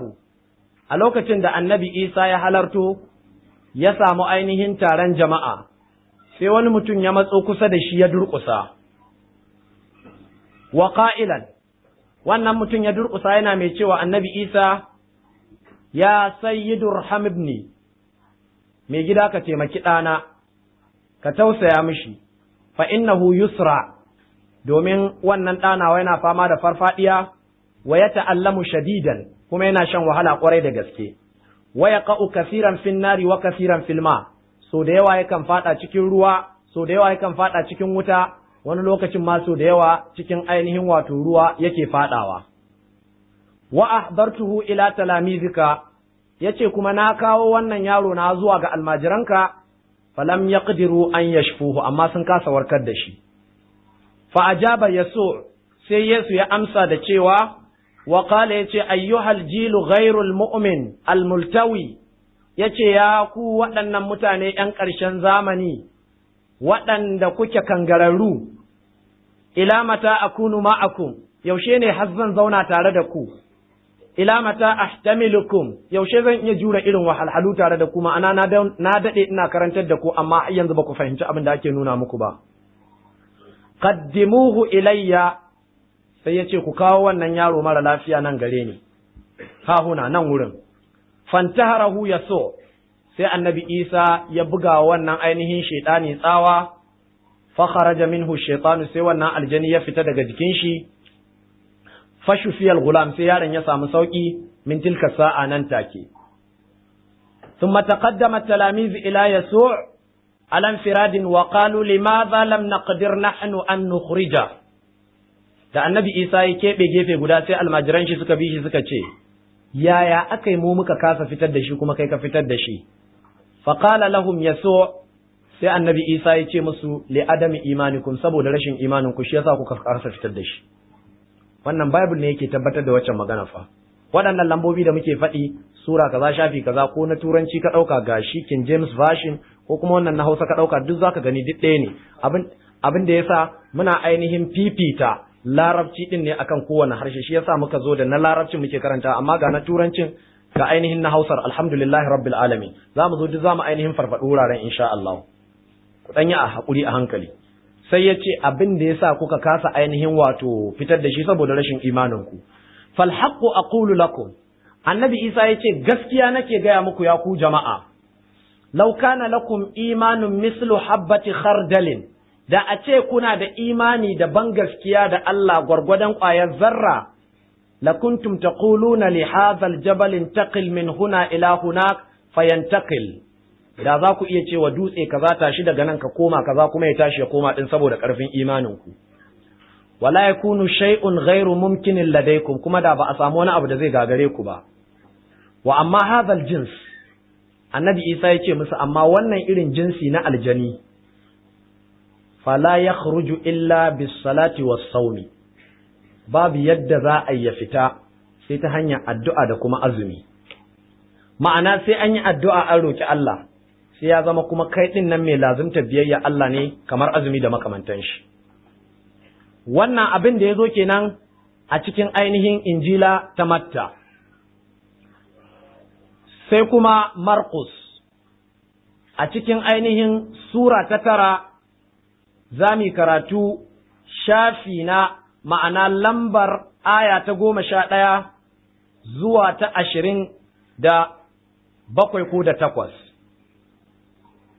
wanda yake sun kusa ma'ana ɗaya, amma saboda ka je ka bincika ƙarin ilimi, ka san cewa waɗannan abubuwa sanannu ne a cikin waɗannan addinai ashe, kuma sananne ne a cikin addininmu, to amma ya aka waye gari da Kiristoci da Musulmi sun koma wurin bori da bokanci, ba dan komai ba sai an da zauna an daina yin karatu, duk shi ya jawo wannan ɗin. Ya shi yake cewa walamma ja'a ila talamiz ra'a jam'an kabiran haulahum wa katabatan yuhawirunahum. Annabi Isa ya zo ya samu almajiran shi, jama'a sun taru da dama da ainihin malaman attaura suna jayayya da su. Walil waqti kullu jam'i lamma ra'awhu tahayyaru. A lokacin da ainihin waɗannan jama'a gaba ɗaya so ga Annabi Isa sai suka ainihin yi sha'awar shi. Wa rakadu sai suka sheko suka taho gare shi wa sallamu alaihi suka zo suka yi mishi sallama suka gaishe shi. Qala al-kataba bimadha tuhawirunahum. Qala lil-kataba sai Annabi Isa ya ce waɗannan malamai na at-taura, menene ya kawo jayayya tsakaninku da su, akan me kuke jayayya? Fa ajaba wahidun min al-jam'i, sai wani mutum cikin taro ya bada amsa da cewa wa qala yace ya muallim, ala gafarta malam, qad qaddamtu ilayka ibni bihi ruhun akhras. Na kawo maka ɗana ne wanda yake fama da beben aljani. Dan cikin aljanin za a zo wani aljanin zaka ji bebe ne, wani aljanin gashi nan yadda halittar mu take ta mutane haka fa halittar su take. Duk mun yi bayani dangane da ɗabi'ar su da halittar su a makonnin da suka wuce. Yace to ɗana ne yake fama da wani aljani bebe. Wa haythu ma adrakahu yumazziqhu. Duk inda wannan aljani ya riske shi sai ya buga wannan ɗa da ƙasa. Fa yuzbidu, sai ya rinka fitar da kumfa a bakin shi. Wa yusirru bi asnanihi, ya rinka cije ainihin haƙoran shi. Wa yaybas, yana sandarewa yana sankarewa. Fa qultu li talamizika an yukhrijuhu falam yaqdiru. Sai na cewa almajiranka su fitar da wannan ainihin aljani daga jikin ɗana, amma sai suka kasa. Fa ajaba, sai Annabi Isa ya bada amsa wa qala lahum yace, ayyuhal jilu ghairul mu'min, ya ku mutanen ƙarshen zamani da baku ba da gaskiya ba, ila mata akunu ma'akum, har zuwa yaushe ne zan ci gaba da zama tare da ku?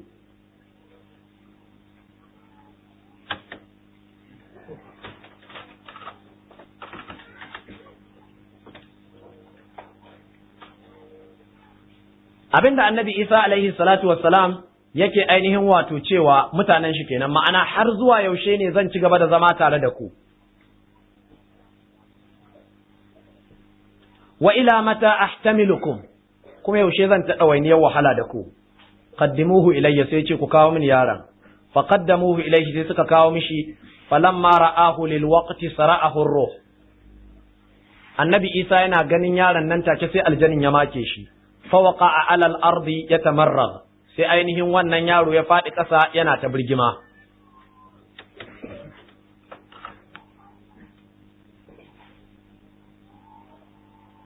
Wa yuzbid, kuma yana fitar da kumfa a bakin shi. Fasa ala abahu, sai Annabi Isa ya tambayi uban yaron, ya ce da shi, kan minar zamani munzu asabahu haza, tun yaushe wannan cuta ta same shi? Faƙala munzu sibahu, sai ce tun yana ƙarami. Wa kasiran ma alqahu fin nari, yace su da yawa aljanin yakan jefa shi cikin wuta, wa fil ma'i li yuhlikahu, kuma su da yawa yakan jefa shi cikin ainihin ruwa don ya kashe shi. Lakin in kunta tastati'u shay'an fatahannan alaina wa a'inna. Sai wannan mutum ya ce wa Annabi Isa, idan zaka iya ɗaukar wani mataki ka tausaya mana ka taimake mu. Faƙala lahu yaso, sai Annabi Isa ya ce da shi, in kunta tastati'u an tu'min, matuƙar dai zaka iya ba da gaskiya da Allah, kullu shay'un mustata'un lil mu'min, komai mai sauƙi ne ga mu'mini. Falil waqt saraha abul waladi bi dumu'in, nan take sai ainihin uban wannan yaro sai ya ainihin fashi da kuka yana hawaye. Wa qala, sai ya ce umin, nayi imani ya sayyid, ya ainihin shugaba. Fa a in adama imani, kuma ka taimaka rashin imani na dan ya zama na gaske. Falamma ra'a yaso annal jam'a yatarakaduna, da Annabi Isa ya ga jama'a suna ta kwararowa suna tahowa gare shi, intahara ruh sai ya daka wannan ainihin aljani tsawa annajis, wannan ainihin aljani mugu, qailan lahu yana ce da shi ayyuhar ruhul akhras, ya kai wannan aljani bebe al-asam kuma wanda kake baka jin magana, ana amuruka ina umarninka ukhruj minhu ka fita daga jikin shi wala tadkhulhu aidan kaka sake dawowa jikin shi. Fasaraha wa sara'ahu shadidan wa kharaja, sai wannan aljani ya ƙara ya buga yaron da ƙasa kuma ya fita. Fasara kamayyitin, sai yaron ya faɗi warwas kamar matacce, hatta qala kathiruna, har sai da ainihin mutane da yawa suka ce innahu mata, wannan ainihin yaro ya rasu.